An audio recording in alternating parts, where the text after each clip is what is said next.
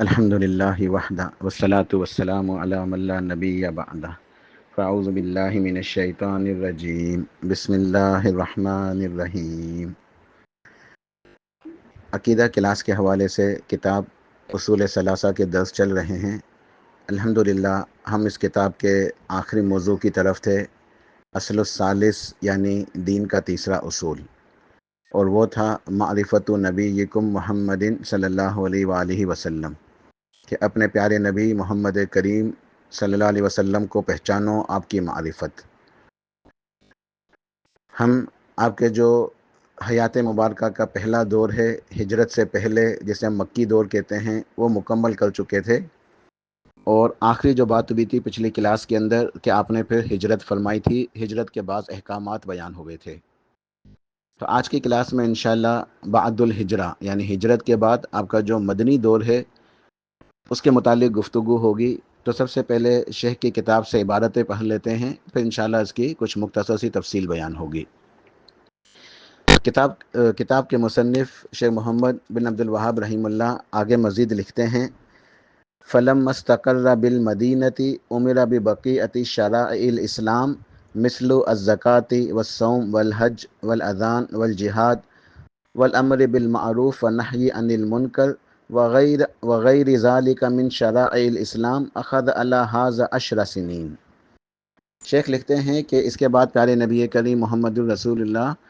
صلی اللہ علیہ وسلم آپ نے ہجرت فرمائی، اور مکہ شریف سے آپ ہجرت فرما کے مدینہ تشریف لے آئے۔ پھر اس کے بعد آپ نے مستقل طور پہ مدینہ میں ہی قیام فرمایا۔ اس کے بعد آپ کی عمر مبارک کا جو آخری دور ہے وہ مدینہ میں ہی گزرا، اور آپ نے مستقل طور پہ مدینہ میں ہی رہائش کو اختیار فرمایا، مدینہ میں ہی قیام فرمایا۔ تو شریعت کے جو باقی احکامات تھے وہ آپ نے حکم فرمائے، اللہ سبحانہ و تعالیٰ کی طرف سے دین مکمل ہوا، دین کے باقی کے احکامات نازل ہوئے، تو آپ نے صحابہ کرام کو شریعت کے باقی احکامات بتائے، دین سکھایا۔ جیسے زکوٰۃ کے احکامات نازل ہوئے، زکوٰۃ فرض ہوئی، رمضان کے روزے، پھر حج، اذان مشروع قرار پائی نماز کے لیے، پھر جہاد، مشرکوں کے ساتھ جہاد کرنا، پھر نیکی کا حکم دینا، برائی سے روکنا، اور اسی طرح کے دیگر تمام شرعی احکام نازل ہوئے، اور آپ نے اس پہ 10 سال صرف کیے، یعنی صحابہ کرام کو آپ 10 سال تک یہ دین کی باتیں، شرعی احکامات سکھاتے رہے۔ تو آپ کا جو یہ مدنی دور ہے یہ 10 سال پہ مشتمل تھا، اور آخر پھر دین مکمل ہوا الحمدللہ، اور تکمیل دین کی بشارت دیکھ کے جب آپ کی عمر مبارک 63 سال کی ہوئی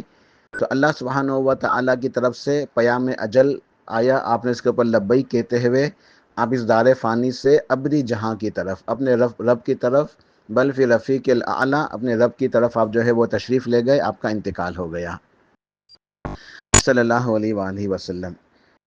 تو شیخ آگے لکھتے ہیں، وَبَعْدَهَا تُوَفِّيَ صلاۃ اللہ وسلامہ علیہ، کہ اس کے بعد اللہ تعالیٰ نے آپ کو جو ہے وہ آپ کے انتقال ہو گیا، اور صلی اللہ علیہ وآلہ وسلم اللہ کی رحمتیں اور سلامتی برکتیں آپ کے اوپر نازل ہوں، وَدِینُهُ باق، اور آپ کا دین باقی رہا۔ آپ کا انتقال ہو گیا لیکن آپ کا دین باقی رہا، اور قیامت تک کے لیے باقی ہے۔ وَهَذَا دِینُهُ، اور یہ ہے آپ کا دین، دین اسلام، لا خیر الا دل الامت علیہ ولا شر الا حذرها منہ، اور اس دین کے اندر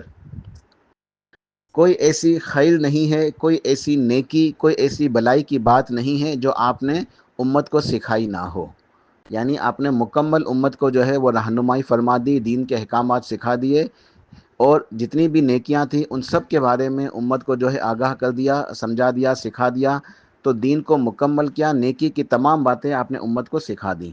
ولا شر الا حذرها منہ، اور کوئی برائی ایسی نہیں ہے جس سے آپ نے اپنی امت کو ڈرایا نہ ہو، اس سے آگاہ نہ کیا ہو۔ یعنی آپ نے ہر نیکی جو ہے وہ امت کو سکھا دی، اور ہر قسم کی جو ہے وہ گناہوں سے، برائیوں سے اپنی امت کو ڈرا دیا، آگاہ کر دیا۔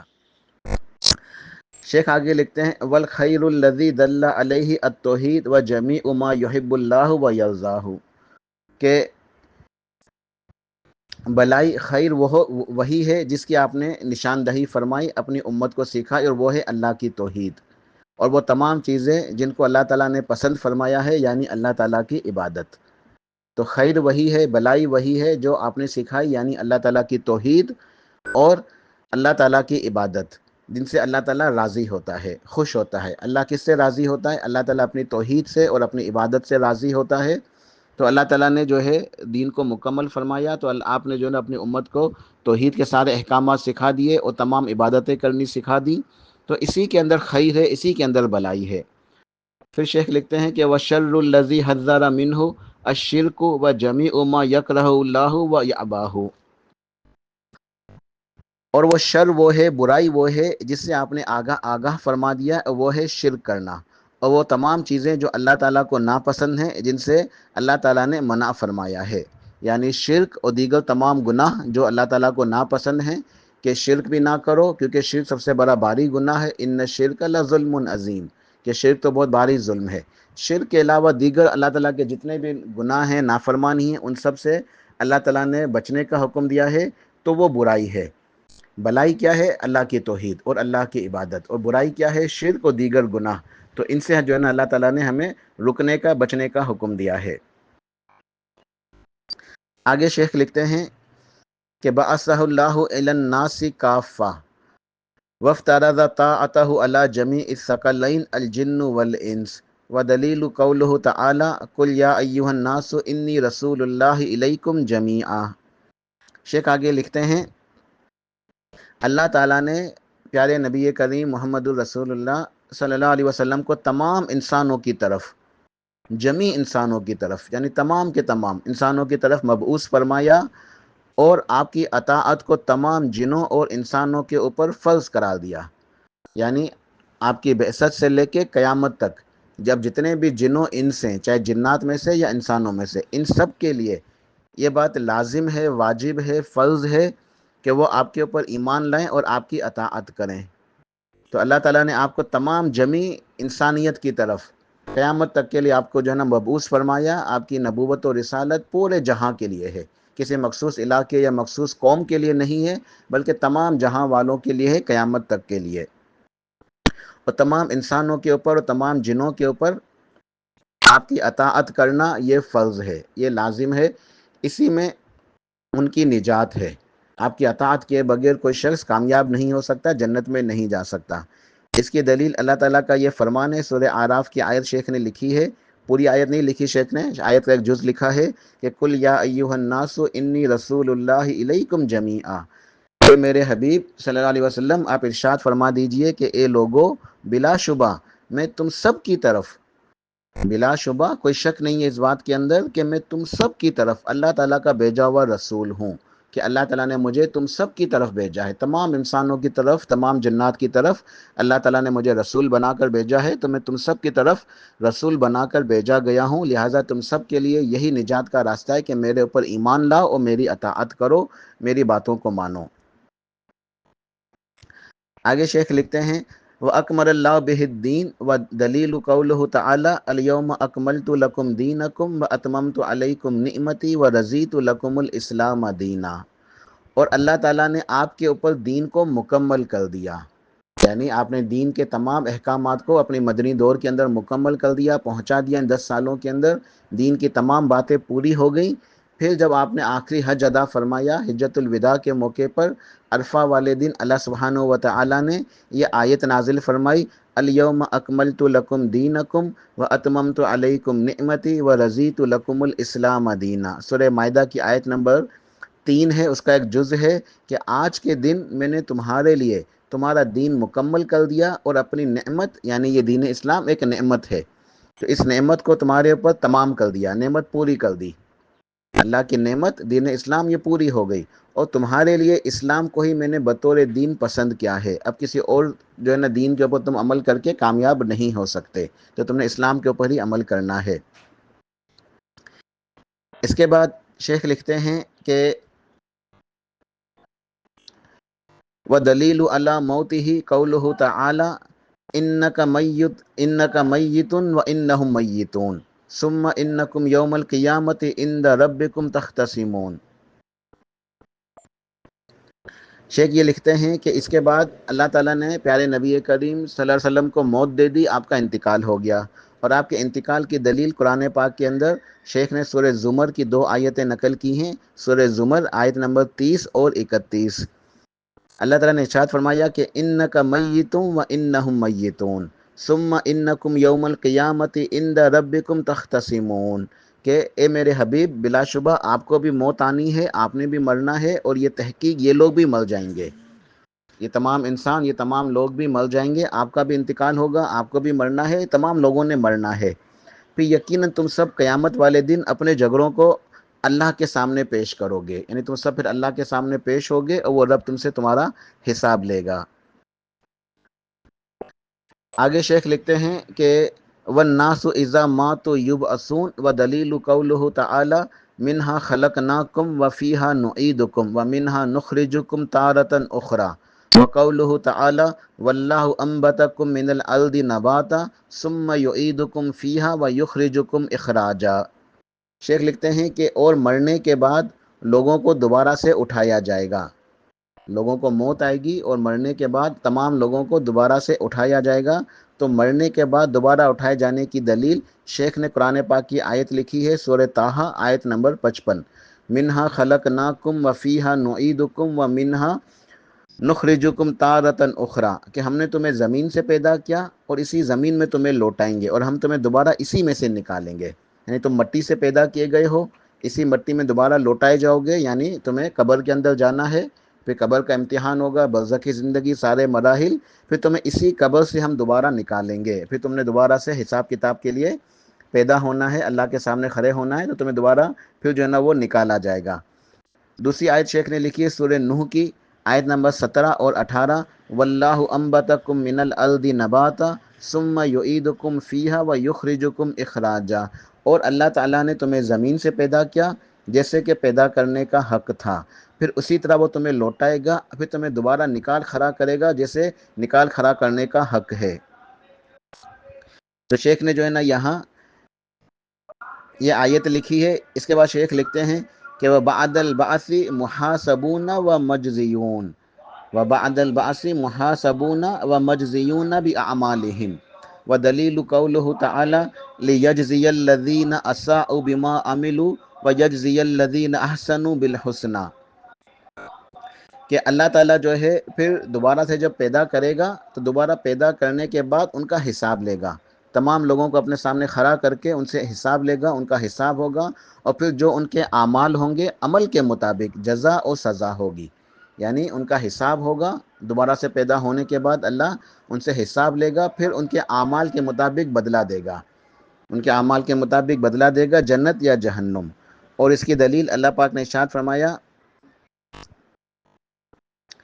سورہ نجم کی شیخ نے یہاں آیت لکھی ہے دلیل میں، سورہ نجم آیت نمبر 31، وَلِلَّهِ مَا فِي السَّمَاوَاتِ وَمَا فِي الْأَرْضِ لِيَجْزِيَ الَّذِينَ أَسَاءُوا بِمَا عَمِلُوا وَيَجْزِيَ الَّذِينَ أَحْسَنُوا بِالْحُسْنَى، شیخ نے لکھا ہے کہ جو کچھ آسمانوں میں ہے اور جو کچھ زمین میں ہے سب اللہ ہی کے لیے ہے، تاکہ وہ برے کام والوں کو، یعنی گناہ کرنے والوں کو ان کے اعمال کا بدلہ دے، اور جو لوگ نیک کام کرتے ہیں، نیکیاں کرتے ہیں، ان کو نیک صلہ دے، ان کو اس کا ثواب ملے۔ پھر شیخ لکھتے ہیں کہ ومن کذب بالبعث کفر، کہ جو شخص بھی اس بات کا انکار کرتا ہے کہ اسے دوبارہ اٹھایا جائے گا، جو اس بات کو نہیں مانتا کہ اسے مرنا ہے اور پھر قیامت والے دن دوبارہ سے پیدا ہونا ہے، جو مرنے کے بعد دوبارہ سے پیدا ہونے کا انکار کر دیتا ہے، یعنی جو شخص دوبارہ اٹھائے جانے کو جھٹلاتا ہے تو وہ کفر کرتا ہے۔ تو شیخ نے لکھا کہ جس شخص نے دوبارہ اٹھائے جانے کو جھٹلایا اس نے کفر کیا۔ وَدَلِيلُ قَوْلُهُ تَعَالَى، اور اس کی دلیل قرآن پاک کے اندر ہے، اللہ پاک نے ارشاد فرمایا زَعَمَ الَّذِينَ كَفَرُوا أَن لَّن يُبْعَثُوا قُلْ بَلَىٰ وَرَبِّي لَتُبْعَثُنَّ ثُمَّ لَتُنَبَّؤُنَّ بِمَا عَمِلْتُمْ وَذَٰلِكَ عَلَى اللَّهِ يَسِيرٌ۔ سورہ تغابن ہے آیت نمبر 7، اللہ پاک نے ارشاد فرمایا کہ کافروں نے سمجھ لیا ہے اپنے تئیں کہ انہیں ہرگز دوبارہ نہیں اٹھایا جائے گا، اے میرے حبیب آپ کہہ دیجئے کیوں نہیں، بلا شبہ میرے رب کی قسم ہے کیوں نہیں، تمہیں ضرور اٹھایا جائے گا، پھر تمہیں تمہارے اعمال کے بارے میں بتایا جائے گا، اور یہ بات اللہ تعالیٰ کے لیے تو نہایت ہی آسان ہے۔ اس کے بعد شیخ آگے لکھتے ہیں وَأَرْسَلَ اللَّهُ جَمِيعَ الرُّسُلَ مُبَشِّرِينَ وَمُنذِرِينَ، کہ اللہ سبحانہ و تعالیٰ نے تمام انبیاء اور رسول کو جو بھیجا ہے تو وہ بشارتیں دینے والا اور ڈرانے والا بنا کر بھیجا ہے۔ یعنی انبیاء اور رسول کا یہ فرض ہے، ان کی یہ ذمہ داری تھی کہ وہ اپنی قوم کے لوگوں کو، اپنی امت کو ڈرائیں اور خوشخبریاں دیں۔ ڈرائیں کس چیز سے؟ اللہ کے عذاب سے، شرک سے۔ اور خوشخبری کس بات کی دیں؟ کہ جب وہ توحید کو اختیار کریں گے، اللہ کی عبادت کریں گے، تو ان کے لیے رحمت ہے، مغفرت کے وعدے ہیں، ان کے لیے اللہ تعالیٰ کی طرف سے اجر و ثواب ہے۔ تو اپنی امت کو بشارتیں دیں کہ جو ایمان لاتے ہیں، توحید کو اختیار کرتے ہیں، تو ان کے لیے بشارتیں ہیں، خوشخبریاں ہیں، اجر و ثواب ہے، رحمتیں، برکتیں ہیں، اللہ تعالیٰ کی جنتیں ہیں۔ اور ان کو شرک سے ڈرائیں، گناہوں سے ڈرائیں، اللہ کے عذاب سے ڈرائیں کہ شرک کریں گے، گناہ کریں گے تو اللہ تعالیٰ کا عذاب بہت ہی سخت ہے۔ تو اللہ تعالیٰ نے تمام انبیاء اور رسول کو خوشخبری دینے والے اور ڈرانے والے بنا کر بھیجا۔ وَدَلِيلُ قَوْلُهُ تعالیٰ، اور اس بات کی دلیل یہ ہے کہ رُسُلًا مُبَشِّرِينَ وَمُنذِرِينَ لِئَلَّا يَكُونَ لِلنَّاسِ عَلَى اللَّهِ حُجَّةٌ بَعْدَ الرُّسُلِ۔ سورہ نساء کی آیت نمبر 165 ہے کہ ہم نے ان رسولوں کو خوشخبری دینے اور ڈرانے والا بنا کر بھیجا، تاکہ ان رسولوں کے آ جانے کے بعد لوگوں کے پاس اللہ کے تعالیٰ کے خلاف کوئی حجت باقی نہ بچے۔ تو حجت تمام ہو چکی ہے اور انبیاء اور رسول تشریف لائے۔ تو انبیاء اور رسول تشریف لائے تو ان رسولوں کے آنے کے بعد لوگوں کے اوپر حجت تمام ہو گئی۔ اب ان کے پاس کوئی عذر موجود نہیں ہے، یعنی ان کی کامیابی کے لیے اب ایک ہی راستہ ہے جو بالکل صاف ہے، واضح ہے، کہ وہ نبی علیہ الصلوۃ والسلام کے اوپر ایمان لائیں اور آپ کی اتباع کریں۔ بھی شیخ لکھتے ہیں کہ وَأَوَّلُهُمْ نُوحٌ علیہ السلام وَآخِرُهُمْ محمد صلی اللہ علیہ وآلہ وسلم وَهُوَ خاتم النبیین۔ وَدَلِيلُ عَلَىٰ أَنَّ أَوَّلَهُمْ نُوحٌ قَوْلُهُ تَعَالَىٰ إِنَّا أَوْحَيْنَا إِلَيْكَ كَمَا أَوْحَيْنَا إِلَىٰ نُوحٍ وَالنَّبِيِّينَ مِن بَعْدِهِ۔ شیخ لکھتے ہیں کہ ان میں سب سے پہلے جو وہ رسول تھے وہ سیدنا نوح علیہ السلام تھے، اور آخری رسول جو ہیں وہ محمد الرسول اللہ صلی اللہ علیہ وآلہ وسلم ہیں، اور آپ خاتم النبیین ہیں۔ آپ خاتم النبیین ہیں۔ اللہ تعالیٰ کا فرمان ہے۔ پھر شیخ نے جو اس کی دلیل کے اندر لکھی ہے یہ بات کہ سورۃ النساء کی جو ہے آیت نمبر 163 لکھی ہے کہ ہم نے آپ کی یا انا اوحینا الیک کما اوحینا الی نوح والنبیین من بعد، کہ ہم نے آپ کی طرف اے میرے حبیب اسی طرح وحی بھیجی ہے جس طرح نوح علیہ السلام اور ان کے بعد دوسرے جو ہے وہ نبیوں رسولوں کی طرف بھیجی تھی۔ تو یہاں پہ اکتفا کرتے ہیں شیخ کی کتاب میں سے، یہیں تک انشاءاللہ آج ہم جو ہے نا وہ پڑھیں گے۔ تو یہاں تو ہم نے اپنے شیخ کی عبارت مکمل کی ہے۔ اب اس وائس کو میں مکمل کرتا ہوں اور بعد کی وائسز کے اندر انشاءاللہ اس کی مختصر سی تفصیل بیان ہوگی۔ اللہ سبحانہ و تعالی ہمیں سمجھنے کی، عمل کرنے کی توفیق عطا فرمائے۔ سبحان ربک رب العزت عما یصفون وسلام علی المرسلین والحمد للہ رب العالمین۔